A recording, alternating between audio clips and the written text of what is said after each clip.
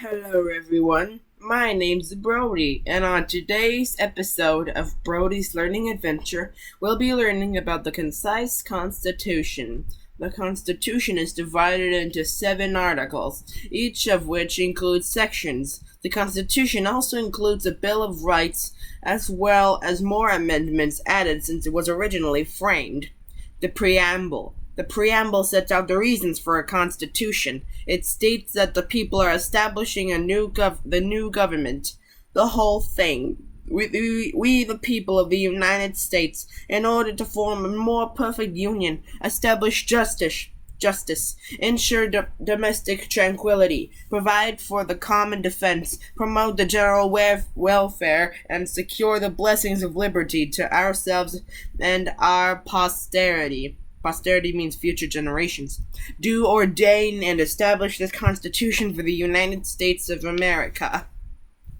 The Articles.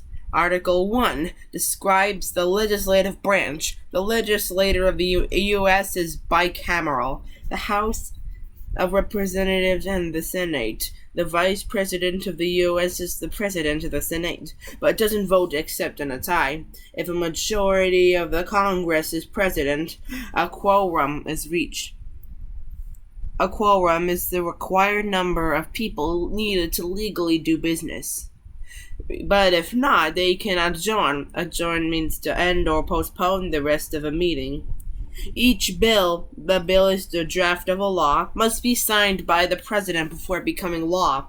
If the president vetoes, veto means to cancel the actions of another branch of government, the bill, it could still become law if 2/3 of the Congress overrides. Override means to set aside or overturn the veto. Congress has the right to make any laws, necessary or proper, to carry out its duties. Article 1, Section 8, 11. The necessary and proper clause is also known as the elastic clause because it gives Congress the ability to stretch its power. Before the Constitution, government positions were unpaid, and this favored wealthy people who could afford to work for nothing. The Constitution says that congressmen are paid a salary out of the Treasury, which is important because when that wasn't the case, government attracted only wealthy people. Section 8. The powers of Congress are levying taxes and tariffs, as long as they are uniform throughout the states, paying debts, borrowing money, regulating commerce with other countries, between states with Native Americans, deciding how people become citizens, minting money and regulating it, punishing counterfeits, making a post office, regulating copyrights, establishing federal courts inferior to the Supreme Court, punishing crimes against international law, declaring war, raising an army or navy and paying them, summoning militias, regulating law in the District of Columbia, and making any other laws necessary and proper to do all that. Section 9. But no discussing salary with until 1808. No overriding the writ of habeas corpus. Can only arrest a person for a specific cause. Except in wartime suspension. No passing a bill of attainder, a law targeting one person or group without a trial. No passing an ex post facto law, a law that applies to people who broke it before it was written. No levying export taxes. No favoring one state in one way anyway. No levying direct taxes on people, aka capitation. No set amount that everyone has to pay in taxes. Only taxes determined by income or money spent. No taking money from the treasury without a specific budget being passed as law. And no creating a titled aristocracy. Article 2 describes the executive branch, the president and his duties, his advisors, and the vice president. The president, like the vice president, serves a 4-year term. He receives a salary and takes on oath to protect the Constitution. The powers of the president include serving as commander-in-chief and the armed forces, pardoning criminals. Pardon means to release or excuse a person from being punished for an offense. And nominating ambassadors, judges, and officers, and making treaties provided the 2/3 of the Senate approves. The president, vice president, and other civil officers may be impeached. Impeach means to bring an accusation against a government official for treason, bribery, or other misdemeanors and high crimes. Article 3 describes the judiciary branch, or the courts, and it establishes a Supreme Court. All judges appointed under Article 3, such as judges on the Supreme Court, the Federal Courts of Appeal, and District Courts, can hold their jobs for life. In all cases involving ambassadors or entire states, the Supreme Court has original jurisdiction. Jurisdiction is the authority to administer justice, meaning it's the first court to hear the case. There is a reason judges hold their jobs for life. It's to prevent them from having to run for re-election or be influenced by politics. Article 4 defines the relationship between the states and says that the federal government guarantees each state a Republican form of government. In the Federalist Papers, James Madison described a Republican form of government as a representative democracy as opposed to a direct democracy. That is, people have control via representatives. Also, a monarch cannot rule the government. The Constitution created a republic, not a democracy.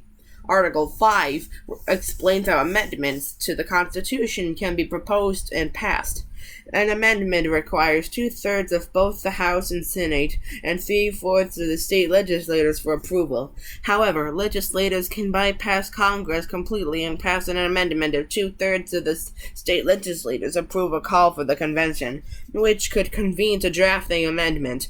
Then the amendment would need 3/4 of the state's approval. This method, however, has never been used. Article 6 states that the Constitution is the supreme law of the land. Article 7 confirms that the Constitution is established once 9 states of the 13 ratify it.